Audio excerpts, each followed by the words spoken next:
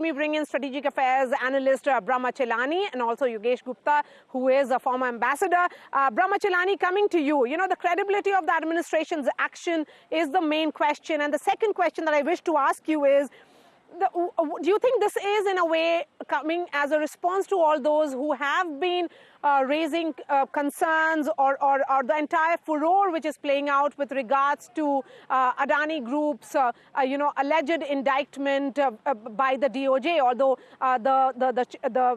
you know, Mr. Gautam Adani and his nephew Sagar Adani have not been indicted. It is largely the officials of Azure who are facing those charges. Well, there are two things. First, let's be clear. Hunter Biden was not just merely facing charges, he had been convicted. And by using his extraordinary powers, Biden has wiped out his son's convictions on gun and tax charges, despite having said 6 times in the past that he would not do so. But there are two key things about this pardon. By pardoning Hunter, Joe Biden effectively is pardoning himself, because Hunter Biden used his father's name for his business dealings. In fact, in some of the dealings, the father, Joe Biden, intervened on the phone to talk to the business associates of Hunter Biden. And these business dealings had an impact on US foreign policy. Is it a mere coincidence that Ukraine and China, 2 countries that Hunter Biden was dealing with in an important manner, that these 2 countries, Ukraine and China, have been at the center of Biden's foreign policy? The second key issue is the weaponization of the US legal system. The US legal system has been weaponized against political opponents. We have seen how they tried to build a legal wall around Donald Trump so that he would not be able to remain a political force or even contest the presidential election.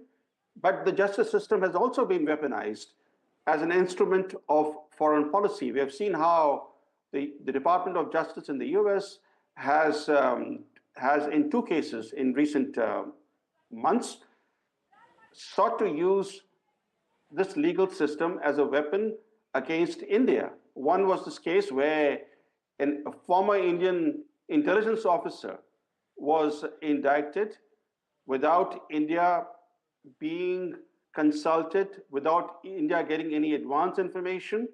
The same thing happened in the Adani case. There was no prior consultation, no advance notification to New Delhi that such an indictment was coming, even though the US and India are very friendly partners. They are the world's 2 most populous democracies that are tied by a blossoming strategic partnership. But when it came to these 2 separate indictments, there was no prior consultation or even any kind of warning to New Delhi.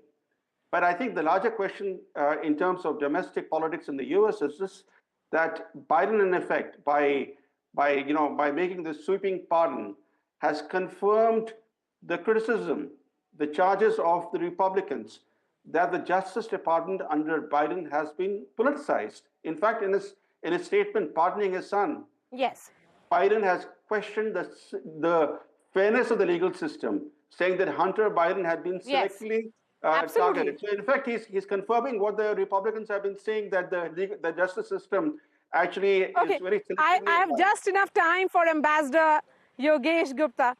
You have used that phrase very carefully, weaponization of the legal system of United States. So Ambassador Gupta, do you think that, we are not raising it. It's the incoming president who has said that there is miscarriage of justice which has happened.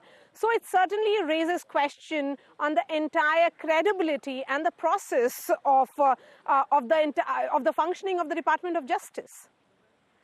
Absolutely, Maria. In addition to agreeing with Advocate Kohli and Mr. Brahma Chelani, I want to add 2-3 more aspects. One is that, the US Justice Department clemency program, which kind of regularly processes petitions for clemency.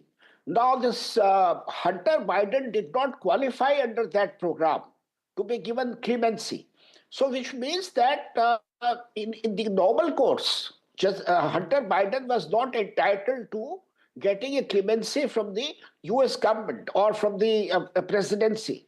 So Biden has used his personal power as president to pardon this fellow, his son.